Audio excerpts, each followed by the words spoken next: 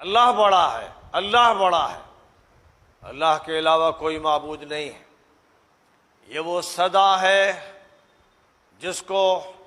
اس دنیا میں لگانے کے لیے اللہ تعالیٰ نے حضرت آدم کو بھیجا، حضرت نوح کو بھیجا، حضرت ہود کو بھیجا، حضرت صالح کو بھیجا، حضرت لوط کو بھیجا، حضرت شعیب کو بھیجا، حضرت موسیٰ کو بھیجا، حضرت عیسیٰ کو بھیجا، اور پھر خاتم النبیین حضرت محمد مصطفیٰ صلی اللہ علیہ وسلم کو مبعوث فرمایا۔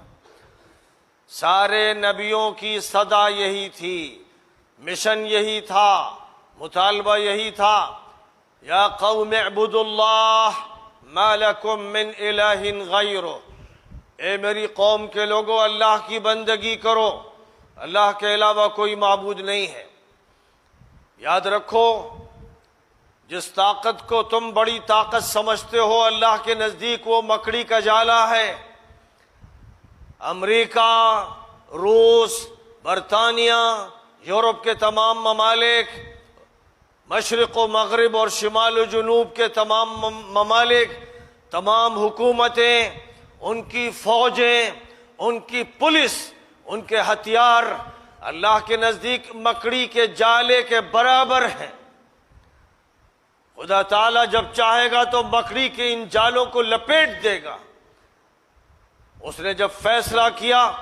تو فرعون کو اور اس کے لشکر کو ڈبو دیا۔ اس نے جب فیصلہ کیا تو نمرود کا خاتمہ کر دیا۔ اس نے جب فیصلہ کیا تو ہارون اور حامان اور قارون کا خاتمہ کیا۔ اس نے جب فیصلہ کیا تو ابو جہل اور ابو لہب کا خاتمہ کیا۔ اور اس کا جب فیصلہ ہوا تو اس نے روس کے پرخشے اڑا دیے۔ اور اس کا فیصلہ اب یہ سامنے آیا کہ اس نے امریکہ کا دم نکال دیا اور افغانستان کے صحرا میں امریکہ کو ذلت کا کیچڑ چٹا دیا۔ وہ اللہ ہے جس کے ہاتھ میں طاقت ہے، وہ جس کو چاہے عزت دے، جس کو چاہے ذلیل کرے، جس کو چاہے کرسی پہ بٹھائے اور جس کو چاہے کرسی سے اتار دے۔ یاد رکھے، ہر انسان کو یہ سبق یاد رہنا چاہیے، ہر انسان کو یہ ماننا چاہیے کہ اس کائنات کا جو خالق ہے، پیدا کرنے والا، جو پروردگار ہے، وہی اس کا مالک ہے، وہی اس کا حاکم بھی ہے۔ حکومت اللہ کی ہے، خوب یاد رکھو، حکومت اللہ کی ہے۔ حکومت بائیڈن کی نہیں ہے، پوٹن کی نہیں ہے، مودی کی نہیں ہے، یوگی کی نہیں ہے۔ یہ گڈے گڑیے ہیں، یہ خدا کی مخلوق ہیں۔ ایشور نے، لارڈ نے ان کو جب تک موقع دیا اس موقع کا یہ فائدہ اٹھاتے رہیں گے، اور جس وقت فیصلہ الہی نازل ہوگا تو ان کا صفایا کر دیا جائے گا۔ اللہ کا حکم ہے اپنے بندوں کو کہ میری بندگی کرو، میری غلامی اختیار کرو، میرا کلمہ پڑھو، سجدہ میرے لیے، دعا مجھ سے کرو، جانوروں کو میرے نام پر، میری کبریائی کا بول بول کر، میری عظمت کے گن گا کر ذبح کرو۔ اگر تم نے اپنے نفس کی قربانی نہیں کی ہے، اگر تم نے اپنی اولاد کی، اپنی بیویوں کی اور اپنے رشتہ داروں کی حق کی خاطر قربانی نہیں دی ہے تو تمہارے لیے جائز نہیں ہے کہ تم بکرے کی قربانی کرو، تمہارے لیے جائز نہیں ہے کہ کسی جانور کی قربانی کرو۔ روزانہ جانور کاٹے جاتے ہیں، گوشت بکتا ہے، گوشت انسان لیتا ہے اور کھاتا ہے، سال بھر یہی ہوتا ہے۔ لیکن آج کا دن حضرت ابراہیم علیہ السلام کی یادگار کے طور پر عطا کیا گیا ہے، جن کو اللہ نے یہ حکم دیا تھا کہ ابراہیم اپنے اکلوتے بیٹے اسماعیل کو میرے لیے ذبح کر دو، اسماعیل کو میرے لیے ذبح کر دو۔ اور ابراہیم اللہ کے لیے فدائی تھے، شہدائی تھے، خدا کے خلیل تھے، حبیب تھے۔ ابراہیم کو اللہ تعالیٰ نے منتخب فرمایا تھا، وہ اپنی ذات میں ایک انجمن تھے، ان کو اللہ نے لوگوں کا امام بنایا تھا، ان کو اللہ نے بہت سے امتحانات سے گزارا تھا۔ اس امتحان میں وہ پورے اترے۔ انہوں نے اپنے بیٹے سے کہا کہ بیٹے میں خواب دیکھ رہا ہوں، اور اللہ خواب میں مجھے یہ حکم دے رہا ہے کہ میں تمہیں ذبح کر رہا ہوں۔ تو بیٹے نے کہا کہ ابا جو حکم آپ کو اللہ کی طرف سے دیا جا رہا ہے آپ اسے پورا کیجئے، آپ مجھے صبر کرنے والا پائیں گے۔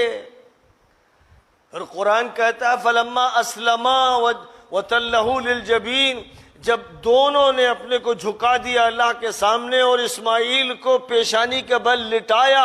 بس قریب تھا کہ ابراہیم چھری چلاتے کہ امتحان پورا ہو گیا، اور اللہ تعالیٰ نے اسماعیل کو ہٹایا اور جنت کا ایک مینڈا چشم زدن میں لے آیا گیا، اور ابراہیم کی چھری اس مینڈے پر چل گئی، لہذا اسماعیل کی قربانی طلب کی گئی تھی اور بطور فدیہ اللہ تعالیٰ نے ایک مینڈا نصیب فرما دیا۔ تو معلوم یہ ہوا کہ اصلاً انسان کی جو عزیز ترین چیزیں ہیں، اپنے بیٹے سے زیادہ باپ کو کیا عزیز ہوگا؟ فرمایا گیا اللہ کی خاطر اگر کہا جائے کہ بیٹے کو قربان کر دو تو کر دینا، یہ مطالبہ تھا۔ پھر اللہ کی طرف سے اس مسئلے کو خود ہی ہلکا کر دیا گیا، اور جانوروں کی قربانی ایک علامتی قربانی ہے، گوشت کھانے کے لیے اصلاً نہیں ہے، اصلاً یہ قربانی علامتی قربانی ہے، ایک سمبلک ایکشن ہے،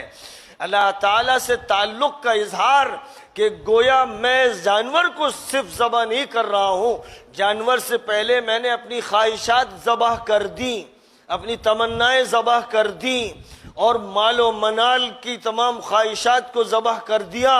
میں نے اپنی دنیا کو ذبح کر دیا۔ جو اپنی دنیا کو ذبح کر دے گا اسے حق ہے کہ وہ جانور پر چھری چلائے، اور جو اپنی دنیا میں مست و مگن رہے گا، حرام و حلال کی تمیز نہیں ہوگی، خیر و شر کی تمیز نہیں ہوگی، اور اللہ کی غلامی کی جگہ دوسروں کی غلامی اختیار کرے گا، کسی کو اپنا آقا بنائے گا اور اس آقا کے سامنے سر جھکائے گا اور اس کی جوتیاں سیدھی کرے گا، چاہے یہ سلسلہ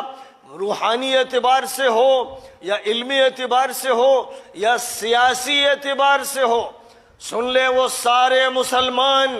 جو مشرکوں اور کافروں کو اپنا آقا بناتے ہیں اور اپنا سیاسی لیڈر بناتے ہیں، وہ مشرک ہیں، وہ مشرک ہیں، وہ اللہ کے ساتھ شرک کر رہے ہیں حکمرانی میں، وہ اللہ کے ساتھ شرک کر رہے ہیں سیاست میں، وہ اللہ کے ساتھ شرک کر رہے ہیں اس دنیا کے تمدن کے معاملے میں، اس دنیا کے نظام کے معاملے میں۔ اور جو اللہ کے ساتھ شرک کرے گا وہ جتنی چاہے نمازیں پڑھ لے اور جتنے چاہے روزے رکھ لے اور جتنے چاہے حج کر لے، اس کا کوئی عمل قابل قبول نہیں ہوگا۔ اللہ کے ہاں شرک کی ملاوٹ کے ساتھ کوئی عمل قبول نہیں کیا جاتا۔ انبیاء علیہم السلام کے بارے میں قرآن پاک میں فرما دیا گیا وَلَوْ أَشْرَكُوا لَحَبِطَ عَنْهُمْ مَا كَانُوا يَعْمَلُونَ، اگر نبی بھی شرک کر بیٹھیں تو ان کے اعمال اکارت کر دیے جائیں گے۔ اور آخری نبی سید الانبیاء حضرت محمد مصطفیٰ صلی اللہ علیہ وسلم سے اللہ نے فرمایا لَإِنْ أَشْرَكْتَ لَيَحْبَطَنَّ عَمَلُكَ، اے نبی آپ نے بھی اگر شرک کر لیا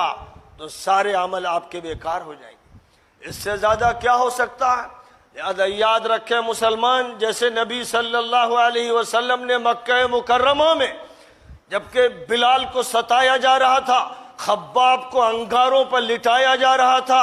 عثمان کو چٹائی میں لپیٹ کر دھواں دیا جا رہا تھا، کسی کی گردن میں پٹا ڈالا جا رہا تھا اور کسی کو خنجر مارا جا رہا تھا، جب یہ صورتحال تھی، ایک چھوٹی سی اقلیت مسلمانوں کی تھی، لیکن مسلمانوں نے کبھی بھی کافروں اور مشرکوں کی پناہ نہیں لی، کبھی بھی ان کو سیاست میں اپنا آقا نہیں مانا، کبھی جا کر ان کے در پہ دہائی نہیں دی، کبھی چودھریوں اور لیڈروں سے یہ نہیں کہا کہ آپ ہمارا تحفظ کیجئے، تعلق اللہ سے رکھا، اللہ کا نام بلند کیا، اللہ کا کلمہ پڑھا اور اللہ ہی کے کلمے کی سربلندی کے کام میں لگے رہے، یہاں تک کہ اللہ کا حکم ہوا کہ اب ہجرت کرو، تو مدینہ منورہ ہجرت کی اور مدینہ منورہ میں اسلامی حکومت قائم فرمائی۔ پھر یہ حکومت تھی جس نے لوگوں کو شہریت کے حقوق دیے، جس نے امن دیا، جس نے سلامتی دی، جس نے پوری دنیا کے لیے ایک کانسٹیٹیوشن دیا، ایک دستور دیا، ایک نظام دیا، ایک پالیٹکس دی، ایک اکنومی دی، اور ایک ایسا مکمل نظام زندگی عطا فرمایا جس میں کوئی کمی نہیں تھی۔ آج ایک طویل عرصے سے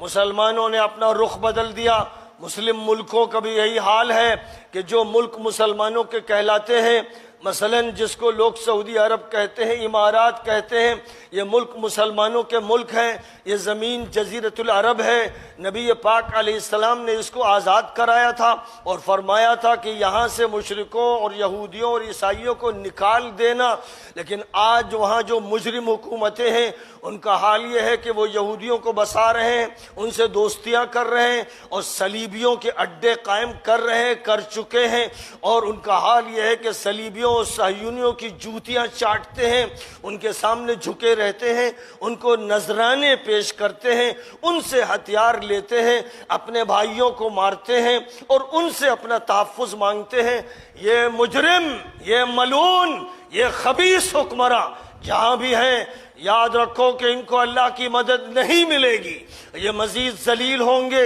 اور امت اگر ان کے ساتھ جڑی رہی تو مزید ذلیل ہوگی۔ ویسے ہی ہندوستان کے اندر جنہوں نے اپنی پناہ کبھی فلاں عورت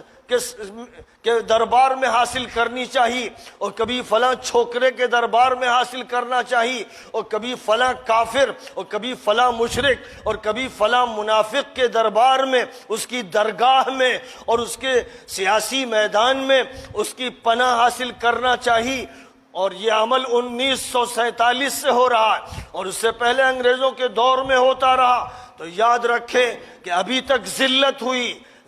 ہوئی، اور اب آخری ذلت ایسی ہوگی خدا نہ خواستہ کہ نہ مسجد رہے گی نہ مدرسہ رہے گا، اور اسلام پر پھر ویسی خدا نہ خواستہ مہر لگا دی جائے گی کہ اس کے لیے ابھرنا مشکل ہو جائے گا۔ اس لیے مسلمانوں، تمہیں سبق حاصل کرنا ہے حضرت ابراہیم علیہ السلام کے اس قول سے، جس کو اللہ نے نقل فرمایا قرآن پاک میں، اور یہ فرمایا کہ اے مسلمانوں، تمہارے لیے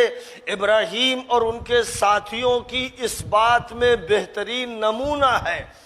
قد كانت لكم أسوة حسنة في إبراهيم والذين معه إذ قالوا لقومهم إنا براء منكم ومما تعبدون من دون الله كفرنا بكم وبدا بيننا وبينكم العداوة والبغضاء أبدا حتى تؤمنوا بالله وحده۔ اللہ فرما رہا ہے مسلمانوں، قیامت تک مسلمانوں سے کہا جا رہا ہے تمہارے لیے بہترین نمونہ ہے ابراہیم اور ان کے ساتھیوں کی اس بات میں، اس مشن میں، اس موقف میں کہ انہوں نے اپنی قوم کے لوگوں سے کہہ دیا تھا ہم تمہارے منکر ہیں،